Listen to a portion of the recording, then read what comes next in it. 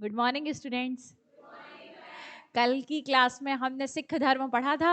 ठीक। सिख धर्म को स्थापित करने का श्रेय जो है वो गुरु नानक देव जी को है। किनको है? गुरु नानक देव जी। ठीक है। तो गुरु नानक देव जी को जब आध्यात्मिक ज्ञान की प्राप्ति नदी के किनारे हुई, या ऐसा माना जाता है कि ये एक नदी में स्नान करने के लिए गए थे, और उस नदी के तटीय क्षेत्र से ये 3 दिनों के लिए विलुप्त हो गए।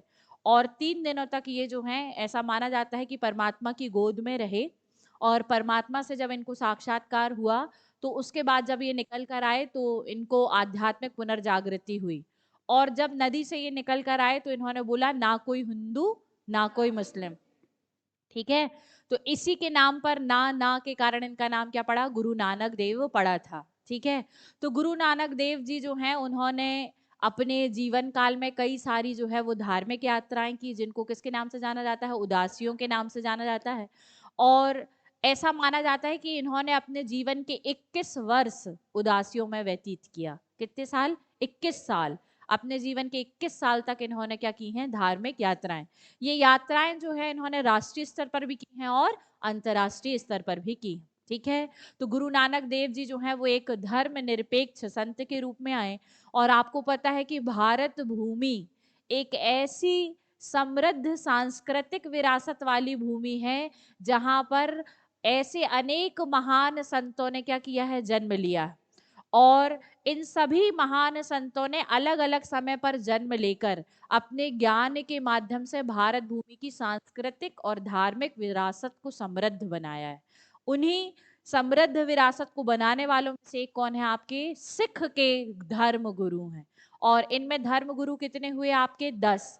ठीक है। तो कल हमने सिख धर्म की स्थापना कैसे हुई, कैसे 10 गुरुओं ने क्या क्या कार्य किए, कुछ नगर विस्तारित किए, नगरों की स्थापना की, सिख धर्म में कुछ उन्होंने टीचिंग्स दी हैं, है ना, उनके बारे में हमने जाना था। तो आज जो है वो हम सिख धर्म के बारे में क्या करेंगे? आगे बढ़ेंगे। कल लास्ट क्लास पर आपने सिख धर्म का घटनाक्रम पढ़ा था। ठीक है। तो पहला घटनाक्रम क्या था कि गुरु नानक देव जी जो हैं, उन्होंने मुख्य शिक्षा क्या दी थी? मुख्य शिक्षा दी थी कि व्यक्ति को हर काम के पहले क्या करना चाहिए? सतनाम का जाप करना चाहिए। किसका जाप करना चाहिए? सतनाम का जाप करना चाहिए। ठीक है। और सतनाम का जाप करके ध्यान से हम अपने जीवन में जन्म मरण से के चक्र से क्या कर सकते हैं? मुक्ति प्राप्त कर सकते हैं। किसने कहा था? आपके आपके गुरु नानक देव जी ने। ठीक। इसके बाद आपने देखा था कि कौन आया था? आपका गुरु हरगोविंद। इन्होंने सिखों को क्या किया था? शस्त्रों से सुसज्जित किया था। फिर आपने देखा था कि जब आपके गुरु अर्जुन देव की हत्या हुई, तो उसके बाद सिखों को क्या कर दिया गया? खालसा धर्म या संप्रदाय में कन्वर्ट किया गया। और खालसा का मतलब क्या था? कि उन्हें लड़ाका बनाया गया। स्त्री और पुरुष दोनों को ही क्या किया गया? खालसा में परिवर्तित।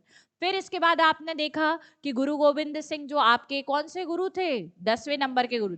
उनकी मृत्यु हुई, और उसके बाद उन्होंने कहा कि ये जो आत्मा थी, आध्यात्मिक आत्मा थी, जो आपके कैसी है? अमर आध्यात्मिक आत्मा है, वो एक गुरु से 10 गुरुओं तक क्या हो चुकी है? हाँ, ट्रांसफर हुई। और 10वें गुरु के बाद वो किस में चली गई है? अब गुरु ग्रंथ साहिब में स्थानांतरित हो गई। ऐसा किसने कहा? गुरु गोविंद से। तो ये इनकी चौथी घटना है। और इसके बाद आप देखेंगे कि जब सिख धर्म का राजनीतिकरण होगा, क्या होगा? राजनीतिकरण। तब सिख धर्म में एक समुदाय या एक समूह की स्थापना होगी, जिसका नाम होगा तत् खालसा। और तत् खालसा सिख धर्म का वो समुदाय है जो सिख धर्म की टीचिंग्स को कट्टर रूप में अपनाता है। कैसे रूप में अपनाता है? कट्टर रूप में। उसे किस नाम से जाना जाता है? तत् खालसा के नाम से जाना जाता है। ठीक है। तो कल हमने जो है वो 10 गुरुओं के बारे में पढ़ा, उनकी टीचिंग्स के बारे में पढ़ा। आप लोगों को एग्जाम के पॉइंट ऑफ व्यू से क्या क्या याद रखना है? ठीक है। सबसे पहले आप देखेंगे पहले गुरु कौन थे? गुरु नानक। और गुरु नानक जी जो हैं, इनके बारे में आपको कहां से कहां तक याद रखना है? 1469 से 1539 तक। ठीक है। 1469 में इनका जन्म हुआ। इनको ज्ञान की प्राप्ति कब हुई? 1496 में। ठीक है। और इनकी मृत्यु कब हुई थी? 1539 में। ये सिख धर्म के संस्थापक और प्रवर्तक थे। इन्होंने मुख्य काम किया था संगत और पंगत का। ठीक है। इसकी इन्होंने क्या की थी? शुरुआत। लेकिन ये कैसी हुई थी? अस्थायी शुरुआत हुई थी। ठीक है। दूसरे गुरु कौन थे आपके? गुरु अंगद। ठीक है। तो आपको यहाँ पर जो ईयर है वो याद रखना है 1539। क्या याद रखना है? 1539। इनका प्रमुख कार्य जो एग्जाम में पूछा जाता है वो है गुरुमुखी लिपि। क्या है आपके? गुरुमुखी लिपि। तो आप देखते हैं कि पंजाबी भाषा जो थी वो थी पहले क्लिष्ट, क्लिष्ट मतलब कठिन थी, उसको लिखना भी कठिन था और उसके शब्द भी कैसे थे? कठिन थे। तो इन्होंने सरल व्याकरण में परिवर्तन करके एक नई लिपि बनाई जो आज भी पंजाबी भाषा में क्या की जाती है? प्रयोग की जाती है। उसको बोलते हैं गुरुमुखी लिपि। तो गुरुमुखी लिपि के प्रवर्तक कौन है? गुरु अंगद देव। और इन्होंने लंगर प्रथा को क्या बनाया था? स्थायी। तो दो काम इनके महत्वपूर्ण हैं जो याद रखने हैं। तीसरा काम, तीसरे जो हैं आपके कौन है? आपके गुरु अमरदास। इनके लिए आपको टाइमलाइन 1552, ठीक है? ठीक, तो आपको 1552 याद रखना है। ये अकबर के क्या थे? समकालीन थे। और इनकी पुत्री का नाम क्या था? बीबी भानी, ठीक है? तो बीबी भानी इनकी बेटी थी जिनको जो है अकबर ने क्या दिया था? दान में कई गांव की भूमियां दी थी। फिर इन्होंने इस क्षेत्र पर क्या किया था? आपके पूरे क्षेत्र में अपने सिख धर्म को विस्तारित करने के लिए गद्दियों की क्या करी? स्थापना करी। तो 22 सूबे स्थापित किए और 22 गद्दियों की क्या करी इन्होंने? स्थापना, ठीक है? और लंगर को इन्होंने क्या दिया था? संस्थागत रूप दिया था। इसके अलावा इन्होंने लैंगिक समानता पर बल दिया कि स्त्री और पुरुष को समान अधिकार मिलने चाहिए, ठीक है?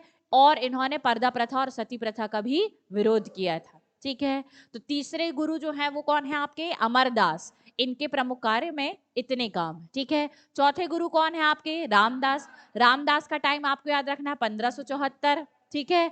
तो 1574 में इन्होंने अपने नाम पर रामदासपुर की क्या करी? स्थापना, जिसे आप आज किस नाम से जानते हैं? अमृतसर नगर के नाम से। इन्होंने विवाह के लिए एक व्यवस्था शुरू की जिसका नाम है आनंद कारज। क्या नाम है? आनंद कारज। विवाह एक क्या है? संस्कार। विवाह क्या है? एक संस्कार। जैसे हिंदू धर्म में 16 संस्कार हैं, वैसे सिख धर्म में केवल 4 संस्कार की अवधारणा है। कितने संस्कार की? 4। और हिंदू धर्म में कितने होते हैं? 16 संस्कार होते हैं। और सिख धर्म में एक संस्कार विवाह है।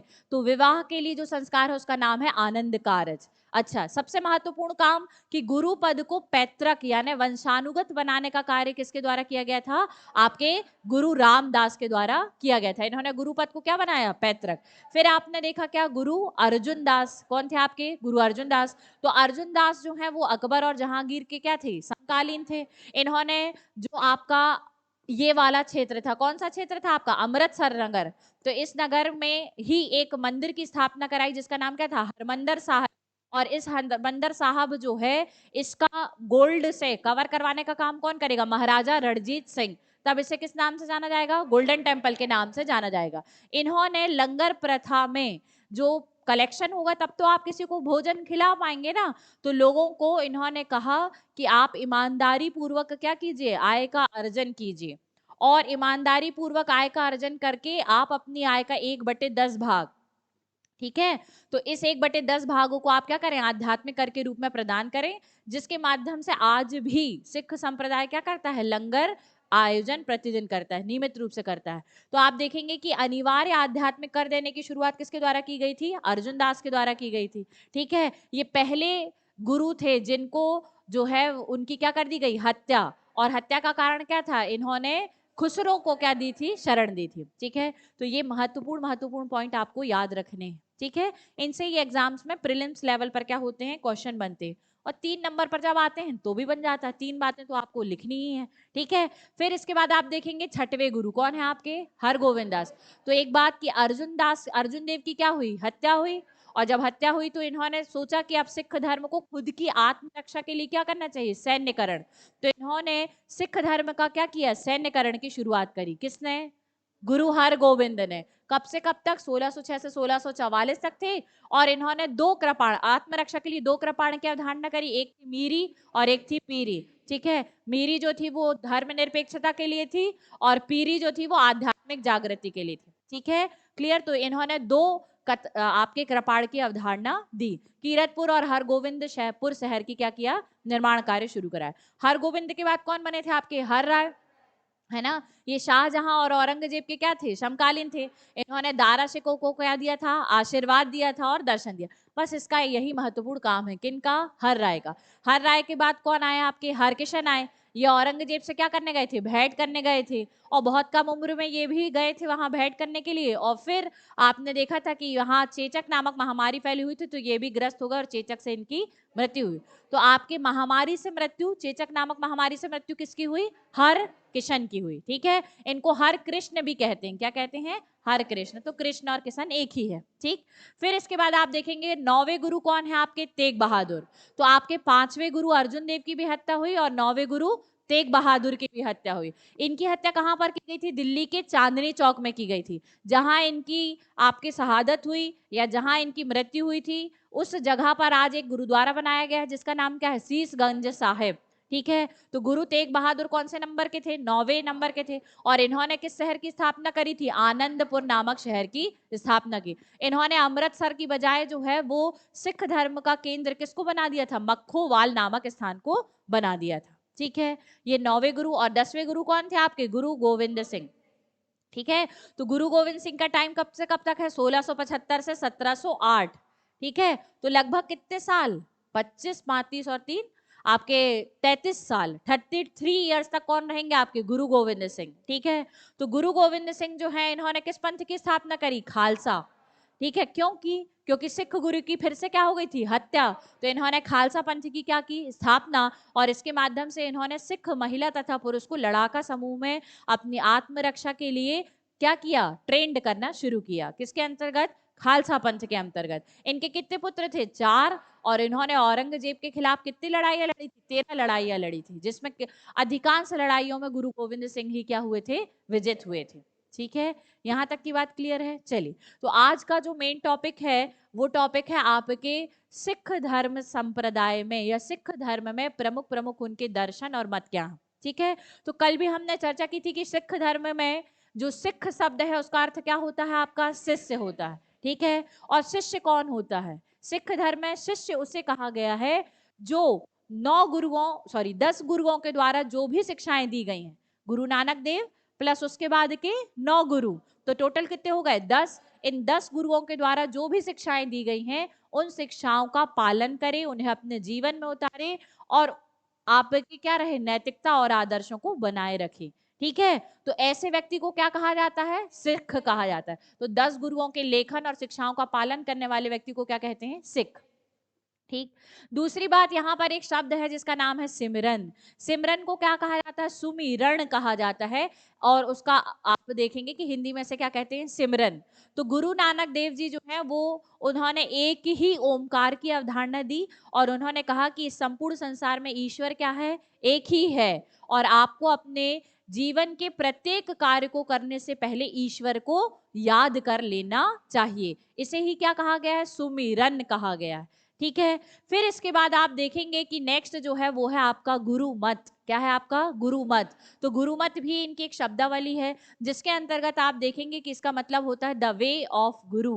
गुरु ने आपको जो रास्ते दिखाए हैं उन रास्तों को आपको अपने जीवन में अनुसरण करना है। तो कितने गुरुओं ने, 10। तो इन 10 गुरुओं ने जो भी शिक्षाएं दी उनका अनुसरण करना है, उनके द्वारा बताए गए पाथ या मार्ग पर आपको चलना है। ठीक है, उसे ही क्या कहा गया है, गुरु मत कहा गया है। ठीक है, तो आप देखेंगे कि गुरु मत जो है वो गुरु नानक जी के द्वारा सिख धर्म की स्थापना के पश्चात 9 गुरुओं ने क्या किया है, उनको नेतृत्व किया है। इनको ही क्या कहा जाता है, गुरुमत कहा जाता है। और सिख संप्रदाय ऐसा मानता है कि उनको जो आध्यात्मिक पुनर्जागृति के बाद ईश्वरीय आत्मा के अंदर समाई थी, वही आत्मा एक के बाद एक 10 गुरुओं तक क्या हुई, स्थानांतरित हुई। और फिर 10वें गुरु के बाद वो किसमें चली गई, गुरु ग्रंथ साहिब में चली गई। ठीक है, और आज जो है वह गुरुमत का प्रतिनिधित्व कौन कर रहा है, गुरु ग्रंथ साहिब कर रहा। तो आपको गुरुमत शब्द से समझ में आ गया है, किसी को कोई प्रॉब्लम तो नहीं कि गुरुमत क्या है। तो आज सिख धर्म का व्यक्ति किसको अनुसरित कर रहा है, गुरु ग्रंथ साहिब का अनुसरण कर, और वही क्या है, गुरु मत है। ठीक है, तो ये जो है वो आपका क्या है, गुरु मत। ठीक है, इसके बाद आप देखेंगे कि सिख धर्म की और क्या विशेषताएं। ठीक है, तो सिख धर्म जो है इसकी अवधारणा है एक ही ओमकार। काय की अवधारणा है, एक ही ओमकार। यानी इनका कहना है ईश्वर एक है और सभी धर्मों के सभी लोगों के लिए ईश्वर क्या है, वही है। आप इसे अलग अलग रूपों में क्या करते हैं, पूजते हैं, परंतु ईश्वर क्या है आपका, एक ही है। ठीक है, हर समय हमको ईश्वर का क्या करना चाहिए, सुमिरन करना चाहिए। ठीक है, इसके अलावा इनका कहना था कि आध्यात्मिक आपके यहाँ जागृति होनी चाहिए, व्यक्ति को सांसारिक दायित्वों के बीच में और आध्यात्मिक पुनर्जागरण के बीच में संतुलन बनाना चाहिए। ना तो इन्होंने पूरे वैराग्य की बात की कि आपको अगर आध्यात्मिक पुनर्जागृति चाहिए तो आप लौकिक जीवन, लौकिक जीवन मतलब जो आज आपका भौतिकतावादी जीवन है, जिसमें आपके मनुष्य होते हुए किसी ना किसी व्यक्ति के प्रति क्या है, कर्तव्य है ना। अगर आप पुत्री हैं तो माता पिता के प्रति, समाज के प्रति, अन्य महिलाओं के प्रति, बहन के प्रति, है ना, परिवार के अन्य सदस्यों के प्रति, देश के प्रति, सबके प्रति आपके कुछ कर्तव्य हैं। तो इसी को लौकिक जीवन कहते हैं। तो इनका कहना था कि ऐसा नहीं होना चाहिए कि आध्यात्मिक जागृति के लिए आप अपने लौकिक जीवन से क्या हो जाएं, दूर हो जाएं। तो इन्होंने जो शिक्षा दी वो दी है बैलेंस की। किसकी शिक्षा दी है, बैलेंस की। आप संतुलन बनाइए और दोनों चीजें ही कीजिए। आध्यात्मिक पुनर्जागृति को प्राप्त करने के लिए ईश्वर का सुमिरन करना है और लौकिक दायित्वों का भी निर्वहन करना। कैसे, ईमानदारी पूर्ण तरीके से। ठीक है, तो लौकिक दायित्वों के बीच में क्या बनाने की बात कर रहे हैं, संतुलन बना रहे हैं। और जीवन में आपको सदाचारी और सत्यनिष्ठ जीवन जीने का अभ्यास करना चाहिए। इसकी शिक्षा देता है क्या, सिख धर्म।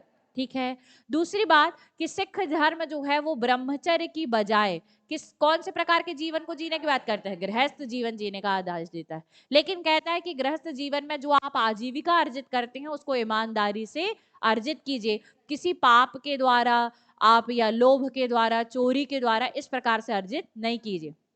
इसका एक घटनाक्रम बताते हैं कि गुरु नानक देव जी जो हैं उनको एक बहुत अमीर व्यक्ति जो है उन्होंने आमंत्रित किया था खाने के लिए, और एक बहुत गरीब व्यक्ति जो है उसने क्या किया था, आमंत्रित किया था। तो वो जनरली किसी के घर नहीं गए थे, वो जनरली अपनी उदासियों के दौरान थे, अपने धार्मिक यात्रा के दौरान थे। तो दोनों ने ही भोज्य पदार्थ उनको लाकर दिया ग्रहण करने के लिए। ठीक है, तो जो अमीर व्यक्ति थी उसकी रोटी गुरु नानक देव जी ने नहीं खाई, और जो गरीब व्यक्ति थी उसकी रोटी जो है वो गुरु नानक देव जी ने खाई। तो अमीर व्यक्ति जो है उसके मन में ये प्रश्न उठा कि गुरु नानक देव जी ने मेरी रोटी क्यों नहीं खाई, उस गरीब की रोटी क्यों खाई। ठीक है, तो उसने पूछा, तो गुरु नानक देव जी जो हैं उन्होंने दोनों रोटियां जो हैं वो उठाई, और जब उन्होंने गरीब की रोटी उठाई तो उस रोटी से दूध गिर रहा था, और जब उनने अमीर की रोटी उठाई तो उससे खून गिर रहा था। ठीक है, तो ये उनके जीवन में तरीके का ऐसा एक चमत्कार हुआ, और इससे उन्होंने बताया उस अमीर व्यक्ति को कि तुमने यह जो रोटी कमाई है ये बेईमानी पूर्वक कमाई है, लोगों का खून चूस के कमाया है, इसलिए ये रोटी मैंने ग्रहण नहीं की। और ये जो इसकी रोटी है जिससे दूध गिर रहा है, ये रोटी उसके मेहनत और पसीने की कमाई है। ठीक है, और उसने किससे अर्जित किया है, ईमानदारी से अर्जित किया है।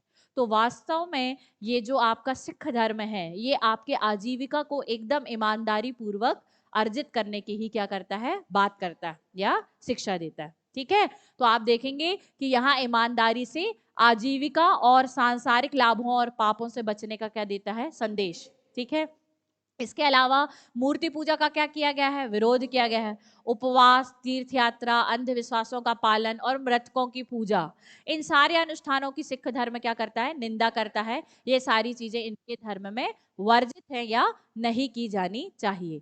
इसके अलावा इन्होंने कहा कि ईश्वर की दृष्टि में सभी व्यक्ति एक समान है। ना तो लिंग के आधार पर भेद करें, ना जाति के आधार पर भेद करें, ना आप धर्म के आधार पर भेद करें। इवन आप देखेंगे कि गुरु नानक देव जी का एक शिष्य जो है वो इस्लामिक है, जिसका नाम है मर्दाना। क्या नाम है, मर्दाना। और वो पूरे टाइम आपके गुरु नानक देव जी के साथ हर उदासी में गया है। हर उदासी मतलब हर धार्मिक यात्रा में गया है। ठीक है, तो हम देखते हैं कि उन्होंने अपने शिष्यों के रूप में प्रत्येक धर्म, प्रत्येक जाति और प्रत्येक लिंग के शिष्यों को शरण दी। ठीक है, किसी भी प्रकार का भेदभाव उन्होंने नहीं किया। तो सिख धर्म किसी भी प्रकार के भेदभाव की अनुमति नहीं देता। ठीक है, ना ही आप नस्ल के आधार पर भेदभाव करें, धर्म के आधार पर, ना लिंग के आधार पर।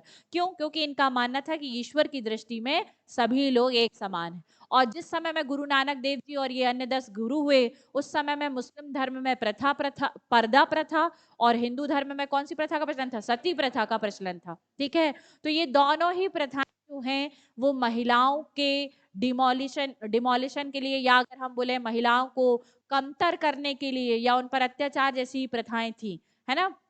सती प्रथा जो थी वो पहले जो थी, कहना चाहिए कि वो स्वैच्छिक रूप से की जाती थी, लेकिन बाद में सती प्रथा का क्या कर दिया गया, अनिवार्य कर दिया गया। सती प्रथा में कोई प्रॉब्लम नहीं थी, सती प्रथा पहले स्वैच्छिक थी, ठीक है। तो ठीक है, कोई भाई स्वाभाविक सी बात है कि जब मुगल आए और मुगलों के शासन काल में हरम होते थे तो हजारों महिलाएं होती थी, तो किसी ऐसे जातिगत व्यक्ति के साथ जाना और उपभोग की मात्र वस्तु हो जाना किसी स्त्री को पसंद नहीं आएगा, ठीक है। किसी धार्मिक हिंदू धर्म की महिला को ये पसंद नहीं आएगा कि उसकी मर्यादा और गरिमा समाप्त हो और वो किसी ऐसे धर्म संप्रदाय के पुरुष की क्या बने, उपभोग की चीज बने और उपभोग करने के बाद फेंक दी जाए। ऐसी हमारे हिंदू धर्म में स्त्री की गरिमा नहीं है, ठीक है। तो हमारी हिंदू धर्म की स्त्रियां अपनी गरिमा, अपनी मान मर्यादा की रक्षा के लिए खुद अपने पति के साथ क्या हो जाती थी, सतीत्व को प्राप्त कर लेती थी, ठीक है।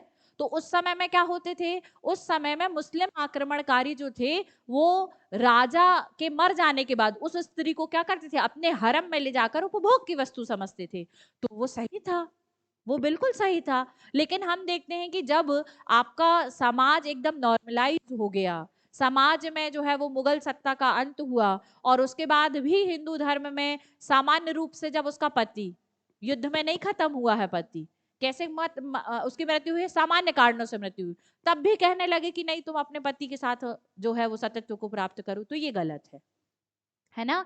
तो आपने सती प्रथा को बंद कब किया, जब समाज ने उस सतीत्व की इच्छा को रखने वाली महिला जो पहले अपनी स्वेच्छा से सतीत्व को प्राप्त करती थी, उसके लिए समाज ने उसको क्या कर दिया, अनिवार्य कर दिया। और वो पहले सतीत्व को प्राप्त करने के कारण क्या होते थे, अलग। और वर्तमान में जब आगे बढ़ा और उसको गलत कुप्रथा के रूप में विकसित किया गया तो अनिवार्य रूप से उसको क्या करने लगा, चिता पर लोग जबरदस्ती उसको बिठाकर उसको सतीत्व प्रदान करवाते थे। तो फिर हमने उसे क्या किया है, बैन किया है। यहाँ तक की बात है क्लियर। चलो, तो यहाँ पर जो सती प्रथा इस समय में होने लगी, इस सती प्रथा का ये क्या कर रहे थे, विरोध कर रहे थे, ठीक है, क्लियर। तो सती प्रथा और इन जैसे धार्मिक अंधविश्वासों और कुप्रथाओं का इन्होंने क्या किया है, विरोध। अच्छा, इस धर्म में हिंदू और जो सिख धर्म में जो है वो आपके महिलाओं को भी पुरुषों के समान समान अधिकार है। वो प्रार्थना मंडली में भाग ले सकती हैं, वे कार्यक्रम में भाग ले सकती हैं, वे किसी पूजा स्थल पर जा सकती हैं, वे नेतृत्व कर सकती हैं, वे राजनीतिज्ञ के रूप में उतर सकती हैं, वे सैनिक बन सकती। सोचिए कि उस समय में कोई धर्म ये कह रहा है कि महिला भी एक लड़ाका सैनिक के रूप में अपनी क्षमताओं का प्रदर्शन कर सकती है। तो सोचिए कि उस समय में वो महिलाओं को कितने उच्च दर्जे का क्या दे रहे हैं, अधिकार दे रहे हैं। और लैंगिक समानता की इन्होंने क्या की है, बात की है, ठीक है। तो ये भी एक सिख धर्म की क्या है, कैरेक्टरिस्टिक है, ठीक है। अब यहाँ पर बात आएगी, अब बार बार आपको एक शब्द चर्चा में आएगा, क्योंकि आज से आप सिख धर्म का राजनीतिकरण और सिख धर्म का एक साम्राज्य के रूप में स्थापना पढ़ने वाले हैं। तो वहां पर आपको बार बार शब्द में एक चर्चा आएगी, वो है खालसा पंथ। क्या है आपका, खालसा पंथ। तो पहली चीज की खालसा शब्द का अर्थ क्या होता है, तो खालसा शब्द का अर्थ होता है शुद्ध। खालसा शब्द का अर्थ क्या होता है, शुद्ध, ठीक है। दूसरी बात की खालसा की स्थापना का जो मुख्य उद्देश्य है वो क्या है, वो है कि जो संत हैं उनको सैनिक संतों के रूप में क्या करना, कन्वर्ट करना, ठीक है। तो सैनिक संतों का विशिष्ट समूह ही क्या कहलाता है, खालसा।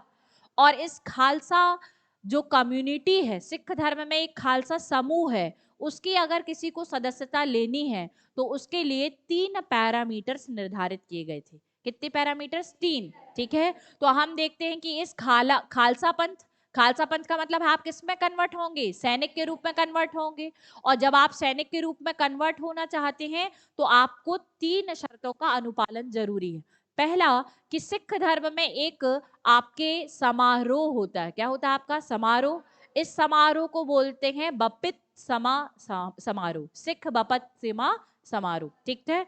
तो ये जो समारोह है, इस समारोह में जिन पुरुषों और महिलाओं ने भाग लिया है ना, तो उनको जो है वो क्या बनाया जाएगा, खालसा पंथ का अनुयायी बनाया जाएगा और उन्हें सैन्य शिक्षा दी जाएगी।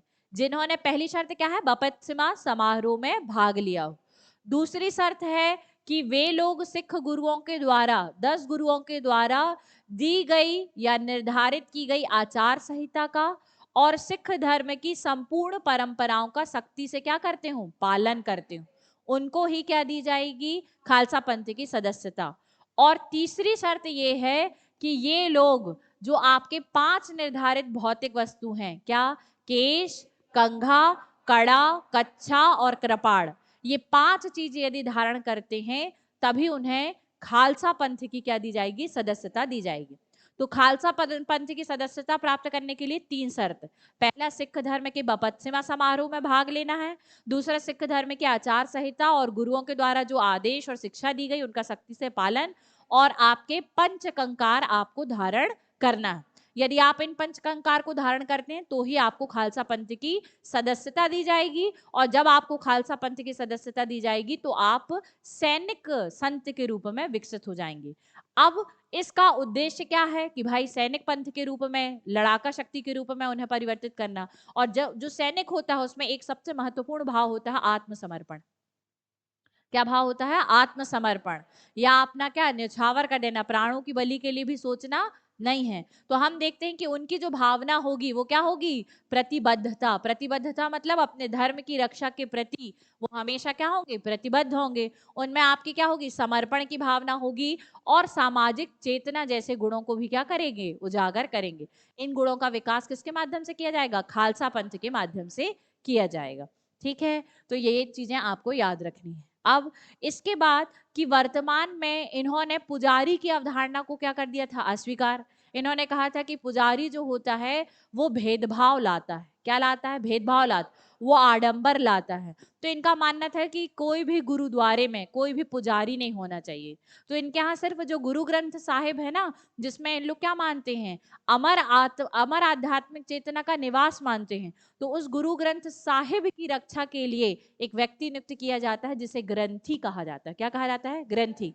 तो सिख धर्म में एक व्यक्ति जो होता है वो क्या कहलाता है, आपका ग्रंथी, जो कि गुरु ग्रंथ साहिब का क्या होता है, संरक्षक होता है। ठीक है, और इस गुरु ग्रंथ साहिब को पढ़ने के लिए प्रत्येक सिख व्यक्ति स्वतंत्र है। ठीक है, यहाँ 2 धर्मों की तुलना कर लेते हैं, जैसे हिंदू धर्म और आपके सिख धर्म की। तो हिंदू धर्म में पुराण, उपनिषद, ब्राह्मण ग्रंथ और वेद, इनकी व्याख्या करने का अधिकार प्रारंभ में सिर्फ किसको था, ब्राह्मणों को था। पर आज वर्तमान में सभी के पास है। आप भी पढ़ सकते हो, आप भी ले आओ वेद, ऋग्वेद ले आओ, आप रामायण ले आओ, आज आप महाभारत ले आओ, आप भी पढ़ सकते हो। और आप भी अपने अनुसार उनकी व्याख्या कर सकते हो, लेकिन मूल तत्व समाप्त नहीं होना चाहिए। ठीक है, इसका मतलब ये नहीं कि आप कुछ भी व्याख्या कर देंगे। ठीक है, व्याख्या तो आज भी कई संत कर रहे हैं ना। ठीक है, जैसे आप देखेंगे कि विवेक बिंद्रा जी जो हैं वो भी भागवत गीता की व्याख्या कर रहे हैं, कर रहे हैं कि नहीं। और आपके आरजे कार्तिक भी जो है वो भागवत गीता की क्या कर रहा है, व्याख्या कर रहा है। उनकी भी अपनी एक सीरीज चल रही है, लेकिन भागवत गीता का जो मेन एसेंस है उसको बनाए रखा है उन लोगों ने, उसे उन्होंने समाप्त नहीं किया है। उसकी व्याख्या हजारों रूप में की जा सकती, परंतु मूल तत्व समाप्त नहीं होना चाहिए। लेकिन पहले हम देखते हैं कि हिंदू धर्म में इन हमारे जो धार्मिक ग्रंथ है इनकी व्याख्या करने का जो अधिकार था वो किसको था, पहले ब्राह्मणों को बस था। वैसे ही आप देखेंगे कि सिख धर्म ने यह अधिकारिता एकाधिकारी नहीं किया। उन्होंने कहा कि हर व्यक्ति गुरु ग्रंथ साहिब को पढ़ सकता है। सिख धर्म का हर फॉलोवर जो है वो क्या कर सकता है, गुरु ग्रंथ साहिब को पढ़ सकता है। स्त्री हो तो पढ़ ले, महिला है तो पढ़ ले, बच्चे हैं तो पढ़ ले, और हर कोई उसकी क्या कर सकता है, व्याख्या कर सकता है। ठीक है, यहाँ तक की बातें क्लियर है। चलिए, तो सभी लोग जो हैं वो आपके गुरु ग्रंथ साहिब के पाठ के लिए क्या होते हैं, स्वतंत्र। ठीक, अब आप लोग जानते हैं कि जैसे हिंदू धर्म में कितने संस्कार होते हैं, 16 संस्कार होते हैं। तो सिख धर्म में मात्र 4 संस्कार होते हैं। कितने संस्कार, 4। ठीक है, ज्यादा संस्कार नहीं रखे गए हैं, लिमिटेड रखे गए। ठीक है, पहला संस्कार जो है वो है आपका जन्म के समय होने वाला संस्कार। किसके समय में, जन्म। तो जन्म के समय जो आपका जन्म होता है बच्चे का, तो गुरुद्वारे में बच्चे के नामकरण का एक समारोह होता है जिसको आप पहला अनुष्ठान बोलते हैं। यहाँ संस्कार को क्या नाम दिया गया है, अनुष्ठान। ठीक है, तो पेपर में आता है कि सिख धर्म के 4 अनुष्ठान बताइए। तो 4 अनुष्ठान मतलब क्या है, 4 संस्कार। पहला संस्कार जन्म के समय में होगा और उसका नाम है नामकरण संस्कार।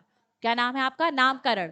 तो इसे नामकरण संस्कार या नामकरण समारोह कहते हैं। क्या कहते हैं? नामकरण समारोह। इसके बाद आप देखेंगे कि दूसरा अनुष्ठान क्या है आपका? दूसरा अनुष्ठान तो सिख धर्म ने ब्रह्मचर्य और वैराग्य दोनों में नहीं रहने की बात कही। ना तो ब्रह्मचर्य में जीवन बिताने के लिए कहा और ना ही वैराग्य धारण करने के लिए कहा। तो सिख धर्म ने किसकी बात करी है? गृहस्थ की बात करी। ठीक है, तो गृहस्थ जीवन करने के लिए या गृहस्थी में जाने के लिए, प्रवेश के लिए क्या आवश्यक है? विवाह। और विवाह के लिए जो अनुष्ठान होता है उसका नाम है आनंद कारज। क्या नाम है? आनंद कारज। तो आप देखेंगे कि दूसरा अनुष्ठान जो है वो है आनंद कारज, जिसका मतलब है आनंदमय मिलन या विवाह समारोह। ठीक है, तीसरा अनुष्ठान जो सिख धर्म में होता है उसका नाम है अमृत संस्कार। क्या नाम है? अमृत संस्कार। तो ऐसा जरूरी नहीं है कि सिख धर्म का हर अनुयायी सैनिक में तब्दील हो। किसमें तब्दील हो? सैनिक में तब्दील हो। तो कुछ ही लोग जो हैं वो सैनिक क्षमता को अपने आप में विकसित करना चाहते हैं या लड़ाका के रूप में बनना चाहते हैं। तो जो लोग सैनिक या लड़ाका के रूप में अपनी सेवाएं देना चाहते हैं सिख धर्म में, उनके लिए एक अलग से संस्कार होता है जिसको बोला जाता है अमृत संस्कार। और इसके माध्यम से वे खालसा पंथ में क्या लेते हैं? आपके दीक्षा लेते हैं। ठीक है, तो खालसा पंथ में दीक्षा के लिए होने वाला समारोह कौन सा है आपका? अमृत संस्कार। पहला नामकरण, दूसरा आनंद कारज, तीसरा अमृत, और चौथा जो संस्कार है वो है आपका, चौथा अनुष्ठान जो है वो मृत्यु उपरांत होता है जिसको बोलते हैं अंतिम संस्कार समारोह। तो सिख धर्म में सिर्फ कितने संस्कार हैं? 4। और इन्हें किस नाम से जाना जाता है? 4 अनुष्ठान के नाम से जाना जाता है। ठीक है, अच्छा, इन 4 अनुष्ठानों का वर्णन कहां पर मिलता है? तो एक पुस्तिका है जिसका नाम है सिख रहत मर्यादा। क्या है पुस्तिका? सिख रहत मर्यादा। तो सिख रहत मर्यादा नामक जो किताब है, इसमें इन 4 अनुष्ठानों का क्या मिला है? वर्णन मिला है, जिसके अंतर्गत सिखों के कर्तव्यों को निर्दिष्ट करने वाली पुस्तिका भी इसे कहा जाता है। और इन 4 संस्कारों का जो प्रावधान किया गया है उसे संस्कार मार्ग कहा जाता है। क्या कहा जाता है? संस्कार मार्ग। ठीक है, तो यही संस्कार मार्ग है और यही आपके क्या है? 4 अनुष्ठान हैं। पहला आपने देखा नामकरण, दूसरा है आनंद कारज, तीसरा है अमृत संस्कार और चौथा है अंतिम संस्कार या मृत्युपरांत होने वाला, जो मृत्यु के बाद लोग संस्कार करते हैं वो। ठीक है, तो हिंदू धर्म में कितने हैं? 16। और सिख धर्म में कितने हैं? 4। हिंदू धर्म में हम संस्कार ही कहते हैं और यहाँ पर क्या कहते हैं? अनुष्ठान कहते हैं। ठीक है, या संस्कार मार्ग कहते हैं। ठीक, चलिए इसके बाद देखेंगे कि प्रत्येक सिख को 3 कर्तव्य निभाने अनिवार्य है। कितने कर्तव्य? 3। ठीक है, तो सिर्फ 3 कर्तव्यों का पालन करना अनिवार्य है। सिखों के द्वारा कितने कर्तव्यों का पालन अनिवार्य है? 3। पहला कर्तव्य है नाम जपना। क्या है आपका? नाम जपना। नाम जपना का मतलब है सुमिरन करना, ईश्वर को प्रत्येक काम को करने से पहले याद करना। ठीक है, ईश्वर को प्रत्येक कार्य को करने से पहले क्या करना है? याद करना है। ईश्वर आपको आपकी सफलता अवश्य दिलाएंगे। ठीक है, तो पहला काम है नाम जपना यानी सुमिरन करना। दूसरा काम है कीरत करना। क्या है? कीरत। कीरत करने का मतलब है ईमानदारी से आजीविका अर्जित करना। ठीक है, तो आज ही हमने एक घटनाक्रम बताया था रोटी वाला। तो आप देखेंगे कि ईमानदारी से आजीविका अर्जित करना। इनका मानना है कि ईश्वर सत्य है और ईश्वर आपके हर कृत्य को देख रहा है। यदि आप बेईमानी पूर्वक पाप से, लाभ से, लालच से किसी के ऊपर अत्याचार करके क्या करते हैं? रोटी कमाते हैं, तो ये गलत है। ठीक है, तो इनका कहना है कि हर प्रत्येक सिख को ईमानदारी से जीवन जीना चाहिए, प्रत्येक प्रकार के अपराध से दूर रहना चाहिए। इसके अलावा इन्होंने जुए, भीख, शराब और तंबाकू उद्योग में काम करने से सिखों को मनाही की है। ठीक है, कहाँ कहाँ जुआ खेलने से मना किया है, भीख मांगने से मना किया है, शराब पीने से और तंबाकू उद्योग में कार्य करने से मना की। मुख्य रूप से मादक द्रव्य है ना, या मादक पदार्थ या नशीले पदार्थों के क्षेत्र में काम करने से मनाही है। ठीक है, तो कीरत करना मतलब ईमानदारी से आजीविका अर्जित करना। तीसरा काम क्या है? दान देना और दूसरों के साथ अपनी कमाई को साझा करना।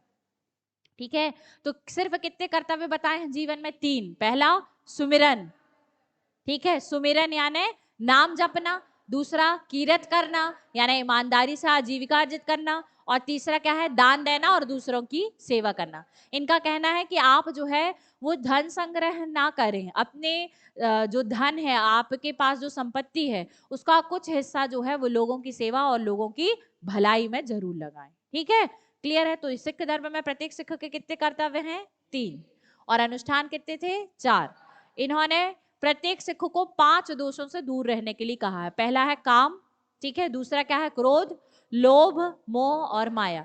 जनरली आप देखते हैं कि सभी धर्म में इन 5 दोषों से दूर रहने की क्या दी गई है? शिक्षा। ठीक है, काय काय से दूर रहना है? काम से, क्रोध से, लोभ, मोह और अहंकार से बचने की। ठीक है, काम वासना का मतलब है आपकी सेक्सुअल लाइफ, ठीक है, जिसमें आप देखते हैं कि आज जो व्यक्ति है, मैं न्यूज़पेपर प्रतिदिन पढ़ती हूँ, और न्यूज़पेपर के 15 पेज होते हैं, 10 पेज भी होते हैं, तो उनमें 4 पेज में प्रतिदिन एक न्यूज आती है जिससे मैं आहत होती हूँ कि इस बच्ची के साथ, इतने वर्ष की बच्ची के साथ यौन दुष्कर्म।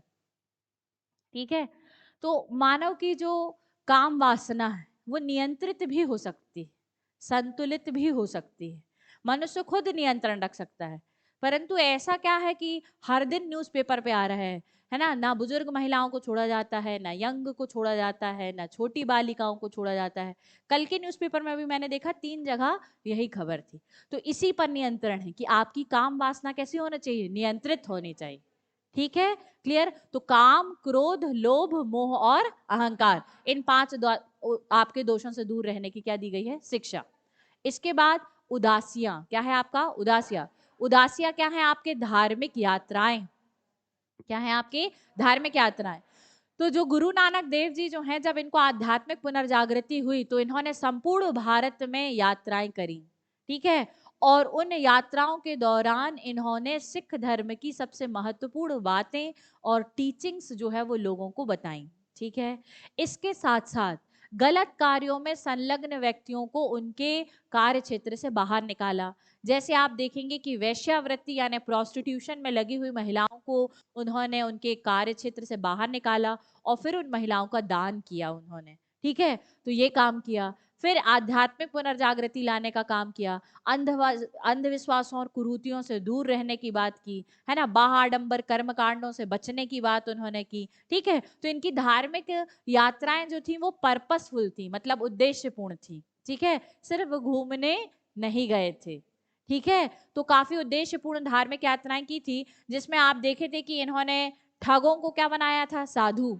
जो ठग लोग थे, ठगी करते थे, लोगों को लूटते थे, उनको इतनी जबरदस्त शिक्षा परिवर्तन, उनका हृदय परिवर्तन कर दिया अपनी शिक्षा के माध्यम से कि वो क्या बन गए? साधु बन गए। ठीक है, वैश्याओं को क्या बनाया? उनके कार्य से निकलकर उनको क्या किया? दान किया। फिर उसके बाद आप देखेंगे कि जो अहंकारी लोग थे, उन्होंने कहा कि अहंकार जो है वो जीवन का, मनुष्य का सबसे बड़ा शत्रु और दोष है। तो उन्होंने अहंकारियों को किसका पाठ पढ़ाया? मानवता का पाठ पढ़ाया। ठीक है, तो ऐसे कई घटनाक्रम जो हैं वो इनकी धार्मिक यात्राओं के दौरान हुए। दूसरी बात कि इनका जो शिष्य था मर्दाना, उस मर्दाना के कहने पर, चूंकि मर्दाना मुस्लिम था, इस्लामिक धर्म का फॉलोअर था, और इस्लामिक धर्म का सबसे पवित्र स्थल जो है वो है मक्का मदीना। क्या है आपका? Mecca Medina. तो अपने शिष्य मर्दाना के आग्रह पर, कि उसने कहा कि ये इस्लाम धर्म का क्या है? सबसे पवित्र तीर्थ है, तो आपको भी यहाँ जाना चाहिए। तो मर्दाना के कहने पर इन्होंने मक्का मदीना की क्या थी? यात्रा की थी। ये बात ये बताती है कि गुरु नानक देव जो हैं वो धर्म निरपेक्ष थे, और सिख धर्म एक बात की शिक्षा देता है कि धर्म कोई भी हो, अगर उसमें कोई अच्छी बात है, अगर उसमें पवित्रता है, तो आपको उसे ग्रहण करना चाहिए। ठीक है, तो इनकी धार्मिक यात्राएं अपने आप में एक विशिष्ट संदेश को रखती हैं। ठीक है, तो ये चीज। इसके अलावा आप देखेंगे कि इन्होंने जो उदासियां की, वो उदासियां कब करी थी? ज्ञान प्राप्ति के बाद। ठीक है, फिर मर्दाना नामक शिष्य जो है वो इनके साथ यात्रा करता था। उदासियों में माध्यम से इन्होंने लोगों में व्याप्त अज्ञानता को दूर करने का प्रयास किया, अंधविश्वासों को दूर करने का प्रयास किया, लोगों में भाईचारा बढ़ाने का यानी भ्रातृत्व भाव लोगों में बढ़ाने का क्या किया? काम किया। ठीक है, और एक ईश्वर का इन्होंने क्या किया है? प्रचार किया। ठीक है, तो कैलाश पर्वत वाले क्षेत्र से लेकर आपके कहाँ तक? रामेश्वरम यानी तमिलनाडु तक। ठीक है, नीचे वहां तक, और आपके वागपट्टन यानी आपके पाकिस्तान से लेकर असम तक, ठीक है। तो पश्चिम से लेकर पूर्व तक इन्होंने यात्रा की, और वैश्विक स्तर पर इन्होंने मक्का मदीना, बगदाद और श्रीलंका, कहाँ कहाँ, मक्का मदीना, बगदाद और श्रीलंका, यहाँ पर भी इन्होंने क्या की है, यात्राएं की, ठीक है। और लगभग 21 वर्ष इन्होंने अपनी धार्मिक यात्राओं में क्या किए हैं, बिताए हैं, जिन्हें किस नाम से जाना जाता है, उदासियों के नाम से जाना जाता है। यहाँ तक की बात है क्लियर, ठीक है। तो इनकी धार्मिक यात्राएं या उदासियां क्या थी, उद्देश्यपूर्ण थी, किनकी, आपके गुरु नानक देव की। ठीक, अब हम आज नया टॉपिक शुरू करेंगे। ये हो गए आपके क्या, सिख संप्रदाय की कुछ आपके फिलॉसफी के बारे में चर्चा हुई, कुछ उनके धर्म में क्या क्या चीजें महत्वपूर्ण है, कि 3 कर्तव्य क्या होते हैं, 4 अनुष्ठान क्या है, 5 दोष क्या है, उदासियां क्या कहलाती है, सिख का मतलब क्या है, ग्रंथी का मतलब क्या है, इन छोटी छोटी शब्दावलियों से आप क्या हो गए हैं, परिचित, ठीक है। तो बाकी जो है वो एथिक्स के पेपर में पढ़ेंगे, जब क्या पढ़ेंगे आप, गुरु नानक देव पढ़ेंगे, ठीक है। तो गुरु नानक देव जी के बारे में पढ़ने के लिए बहुत कुछ है, उनकी फिलॉसफी है, उनकी शिक्षाएं हैं, टीचिंग्स है, वो अलग से पढ़ना, काय में आप एथिक्स में, ठीक है। अब हिस्ट्री पे हमको जो पढ़ना है वो है सिख साम्राज्य की स्थापना, क्या पढ़नी है, सिख साम्राज्य की स्थापना। तो लास्ट गुरु कौन थे आपके, 10वें अंतिम गुरु, गुरु गोविंद सिंह, ठीक है। कब से कब तक थे, कब से कब तक थे, 1775 तक थे कि नहीं थे, पक्का, ठीक। तो आप देखेंगे कि जो आपके लास्ट गुरु हैं, कौन है आपके, गुरु गोविंद सिंह, ठीक है। तो गुरु गोविंद सिंह जो हैं, ये सिखों के कौन से गुरु हैं, अंतिम और 10वें गुरु। इनका जन्म 1666 ईस्वी में कहाँ हुआ था, पटना बिहार में हुआ था, ठीक है। कहां पर हुआ था, पटना बिहार में। इन्होंने खालसा पंथ की क्या की थी, स्थापना। अभी आपने खालसा पंथ पढ़ लिया। खालसा पंथ में सदस्यता के लिए कितनी शर्त हैं, 3। पहला, सिखों के वचस्पिता समारोह में भाग लेना है। दूसरा, सिख आचार संहिता और गुरुओं के शिक्षाओं का क्या करना है, सख्ती से पालन। और पंच कंकार धारण करना, ठीक है। उस व्यक्ति को ही किस में सदस्यता मिलती, खालसा पंथ में सदस्यता मिलती। तो खालसा पंथ की स्थापना किस गुरु ने की, आंसर है गुरु गोविंद सिंह ने की, ठीक है। और कब की, क्या आएगा, कब की। तो गुरु गोविंद सिंह ने खालसा पंथ की स्थापना 1699 में करी, कब की, 1699। और यह जो है वो सिख धर्म के अनुयायियों में से उन महिलाओं एवं पुरुषों को क्या देता है, सैनिक बनाने के लिए आपके प्रोत्साहित करता है, ताकि वे आत्मसमर्पण और न्यौछावर अपने आत्मों के मतलब अपनी रक्षा के लिए क्या कर सकें, समर्पण कर सकें, आत्मरक्षा कर सकें, त्याग बलिदान आदि दे सकें, ठीक है। और सिख धर्म की भी रक्षा कर सकें। इसीलिए किसकी स्थापना की गई, खालसा पंथ की स्थापना की गई, ठीक है। इन्होंने अपने बाद अगला उत्तराधिकारी किसको चुना था, गुरु ग्रंथ साहिब को, जिसमें जो है वो आध्यात्मिक अमर आत्मा क्या करती है, आज भी निवास करती है, और इसी की इन लोग क्या करते हैं, पूजा करते हैं। इनकी 2 पत्नियां थी, गुरु गोविंद सिंह की कितनी पत्नियां थी, 2। पहली पत्नी का नाम था सुंदरी और दूसरी का नाम था जीतू, ठीक है। इनके कितने पुत्र थे, तो इनके 4 पुत्र थे। किनके पुत्र थे, 4। पहले पुत्र का नाम है जुझारू सिंह, क्या नाम है, जुझारू सिंह। दूसरे का नाम है जोरावर सिंह। तीसरे का नाम है अजीत सिंह, ठीक है। और चौथे का नाम है फतेह सिंह। तो कितने पुत्र हैं, 4।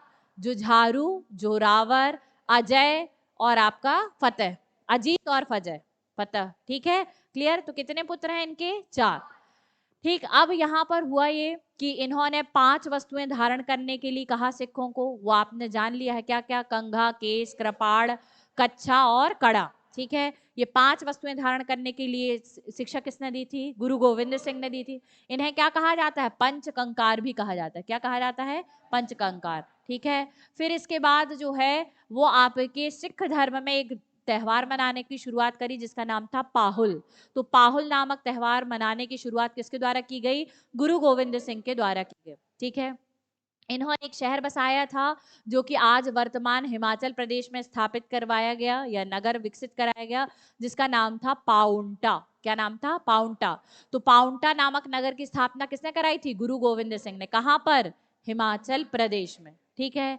इनके जो 5 शिष्य थे, है ना, इनकी इन्होंने बहुत कठिन परीक्षा जो है वो वैसाखी के दिन ली थी। कब ली थी, वैसाखी के दिन। तो आप जानते हैं कि वैसाखी का पर्व भी जो है वो सिख धर्म में बहुत अच्छे से मनाया जाता है, ठीक है। तो वैसाखी के दिन जो है इन्होंने बहुत नाटकीय ढंग से अपने शिष्यों की क्या ली थी, परीक्षा ली। और आप देखेंगे कि कुल 5 शिष्य ही जो हैं वो अपना सर्वस्व निछावर करने के लिए क्या किए, आगे आए।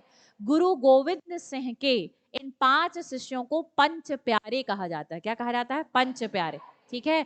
तो पंच प्यारे जो है वो गुरु गोविंद सिंह के 5 शिष्यों को कहा जाता है, जिनमें एक का नाम है दयाराम खत्री, दूसरे का नाम है धर्मदास, तीसरे हैं जगन्नाथ, चौथे हिम्मत और माहमचंद।